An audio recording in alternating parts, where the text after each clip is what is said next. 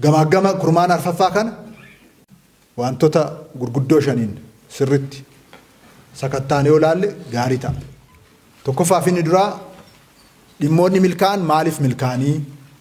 Dhimmoonni immoo kufan harcaan utuu milkeessin hafne maaliif milkaa'uu dhabanii kan jedhu sababa isaa sirritti ilaaluu barbaachisa. Maaliif kan jedhu. Hoggansi kun hojii baay'ee hojjeteera.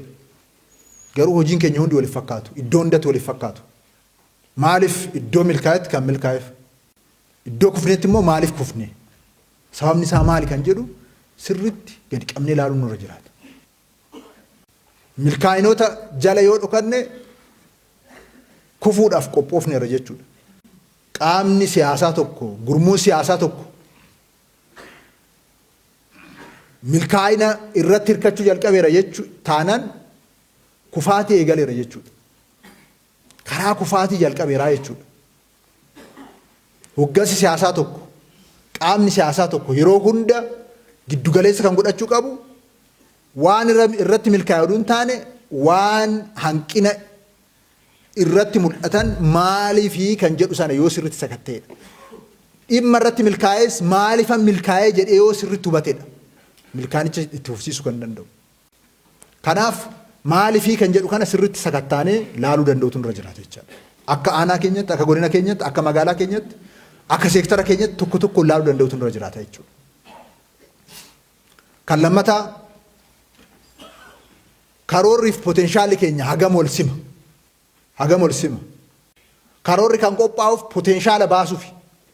So karoorri keenya 2018 amma raawwanni kunis hagam potenshaala keenya faana wal gita ture. Amma 2019 kan qopheessine hagam potenshaala keenya faana wal gita. Potenshaala wanti potenshaala nu hogganne, wanti carraa qabnu nu hogganne yeroo hunda dogoggora irratti nu kuffisa. Hanga carraa qabnu sana yoo hiixanne qofadha badhaadhina milkeessuu kan dandeenyu.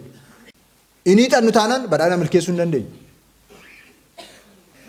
Kanaaf carraawwan qabnu sadarkaa kamitti hubannee sadarkaa kamitti isaan hoogganaa jirra kan jedhu sana qixaan laaluu barbaachisa jechaadha. Nuyi carraa hedduu qabna. Potenshaali keenya bal'aa akka ta'e waggoottan darbe arginee jirra. Raawwiin keenya akkoo fayyaa akka hin taane kan argitan wanta fagoodha jennee karoorsine yeroo milkeessaa jirra. Milkeessaa jirra jechuun rakkoo jira jechuudha. Milkaa'ina jechuu miti. Fakkeenyaaf amma kan sila kaffeen kaase galii iddoo akkanarraa kaanee iddoo akkanarra keenyaan jedhu quxuriin himnu sun ikkoo himuudhaaf namatti hin tolu. Sunan agarsiisu jabina keenyaa miti. Sadarkaa potenshaala keenya nuyi itti wallaallee hoogganaa jirru agarsiisa. Biiliyoona 16 irraa ka'ee biiliyoona 341 kan ga'uuf maal ta'e. So dubbii potenshaala jedhu sirriitti hooggansi kun qixaan laaluu qaba jechaadha. Aanaa isaa irratti, godina isaa irratti, magaalaa isaa irratti, seektara isaa keessatti qixaan laaluu danda'utu irra jiraata jechaadha. Kana yoo hubanne malee hiixachuu hin dandeenyu. Kana yoo hubanne malee mul'ata ifa ta'een galma barbaannu sana bira ga'uu hin dandeenyu. So kana sirriitti ilaaluutu barbaachisa jechaadha. Potenshaal. Carraa. Sadaffaan kan laaluu qabnu dhimma humnoota sadaniiti. Humna waloo hagam qindeessinee ammas hoogganaa jira. Tajaajilli lammummaa hagam hojii keenya hunda keessatti qooda isaa bahaa jira. Manni murtii aadaa, buusaa gonnofaan, gaacharni sirnaa, ergamoota kenneef sana akka milkeessuuf hagam hoogganaa jira kan jedhu humna waloo irratti sirriitti ilaaluu barbaachisa jechaadha. Lammaffaa humna mootummaati. Humna mootummaa hagam cimsaa jira. Ogummaa hagam cimsaa jira. Humna bajata mootummaa hagam qusannaadhaan fayyadamaa jira. Sadarkaa barbaadamutti hagam dubbiin akka deemu gochaa jira. Humni mootummaa akka jennutti cimaa jira. Hojjetaa mootummaa naannoo Oromiyaa 800 gahaa jira. Humni nuyi qabnuu fi bu'aan nuyi agarsiisaa jirru hagas sana fakkaataa. Amma ogeessa aanaa irratti qabnu, amma ogeessa godina irratti qabnu, magaala irratti qabnu isa fakkaataa raawwiin keenya. Kana laaluu barbaachisa jechuudha. Sadaffaa badhaadhina maatiiti. Badhaadhina maatii hoogganaa jirraadha. Nama galii gadaanaa qaburraa haga galii guddaa qaama qabuutti amma nama qabeenya horateetti kana hunda nuu galee kun hundumtuu akkaataa barbaachisu eegee akka inni milkaa'inaaf tarkaanfatu gochaa jirra kan jedhu sirriitti ilaaluu barbaachisa jechaadha. Sirriitti ilaaluu barbaachisa. Arfaffaa qusannaaf investimentii. Hojii hojjennu hunda keessatti hagam qusachaa jirra. Qusannaan hin jiru taanaan hojiin hojjenne hundi dadhabbiin hojjenne hundi faayidaa tokkoyyuu hin qabu. Hiikoo tokkoyyuu hin qabu. Hojiin keenya sadarkaa barbaadametti haa hojjetamu. Dhumarratti kan madaalamu qusannaa gaggeessineen. So qusannaa hagam gaggeessaa jirra. Qusannaa akka mootummaatti hagam gaggeessaa jirra. Akka dhuunfaatti qonnaan bulaa horsee bulaan jiraataan magaalaa namni jiru hundumtuu akka qusatu akkamitti gochaa jirra. So qusannaan keenya karamitti deemaa jira. Lammataa kan qusatan sana akkamitti namni invest gochaa jira. Akkamitti namni liqeeffataa jira. Investmentiin keenya maal fakkaata? Investmentii jiru akkamitti keessummeessina? Investmentii alaa dhufu akkamitti jajjabeessina? Caasaan aanaa tokko, caasaan godinaa tokko, hagam magaalaa tokko, hagam investmentiidhaaf iddoo mijataadha. Sadarkaa nama qabeenya horachiisnedha badhaadhina kan milkeessu. So as keessa amma namni miqqanyaan tokko jiraannan badhaadhinni milkaa'uu hin danda'u. Waa'ee dhuunfaasaa, waa'ee maalii anana hin murteesse namni akkamitti qabeenya horata jedhee namni yaadu jiraannan miqqanyaan akkasii jiraannan homtuu socho'uu hin danda'u. So hagam kanarraa bilisa taane. Hannarraa hagam bilisa taane. Dhuguma nuyi amala mootummaa ida'amuu qabnaa. Ija kanaan jechaadha. So karoorota waggoota 5 dhufan laallu keessatti aanaan gandi miileenara meeqa uume? Aanaan miileenara meeqa uume? Godinni miileenara meeqa uume? Magaali miileenara meeqa uume?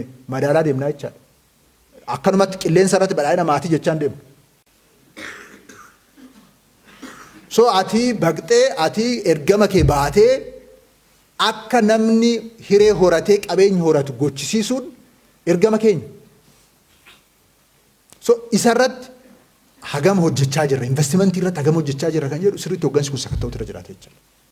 Keessattuu dhimmoota lamaan kana hooggansi sirriitti hubatee galee fi karaa qabsiisee jennaan hooggansi kun raajii inni hojjechuu hin dandeenye hin jiraatu.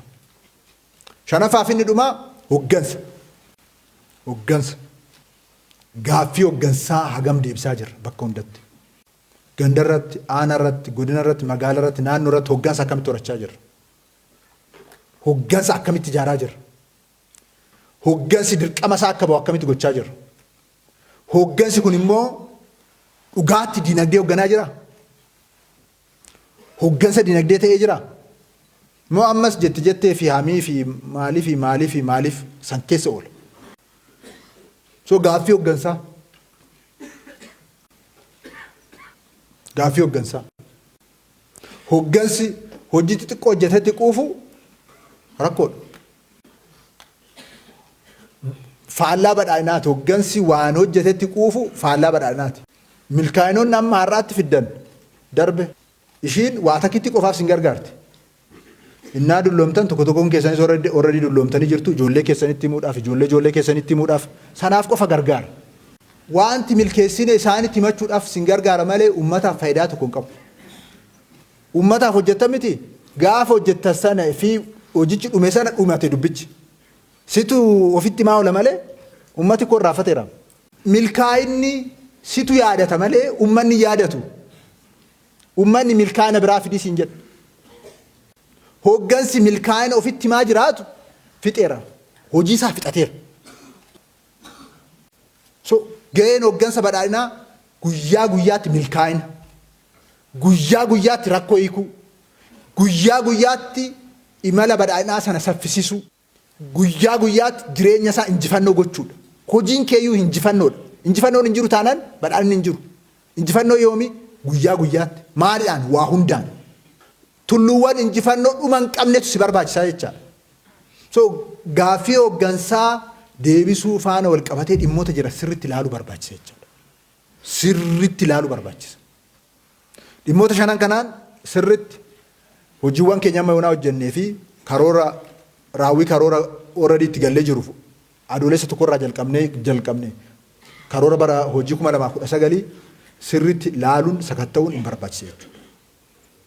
So kana keessatti hooggansi kun karoora waggaa 5 of dandeessinee mari'annaa garuu adeemsa of danda'u kana hagam imaluu dandeenya kan jedhu sana sirriitti gahee hooggansaa keessatti sakatta'uun hin barbaachisa jechuudha.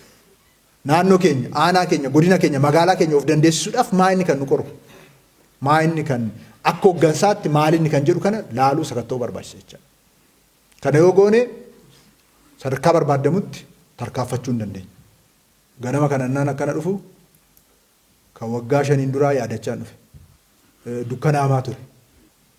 Namni baay'een jirtu miti? Hin jirtanii? Baga jiraattan.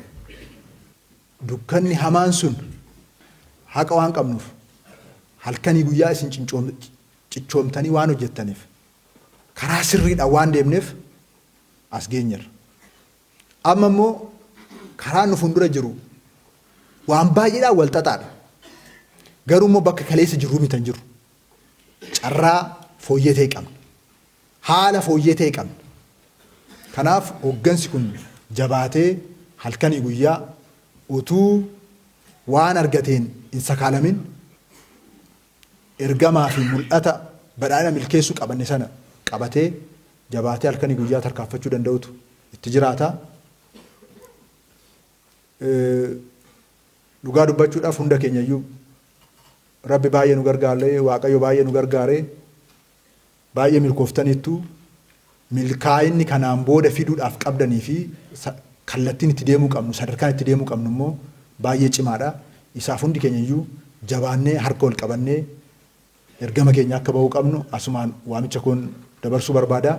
Guyyoottan hafan kun guyyaa sirriitti miira jaallummaatiin miira qabsootiin dubbii jiru hunda sirriitti sakattaanee qorannee waan irraa barachuu qabnu barannee hojii keenya ittaanuuf galtee cimaa yeroo itti godhannu nuuf haa ta'u jechuun barbaada. Marii gaarii nuuf haa ta'u. Galatooma.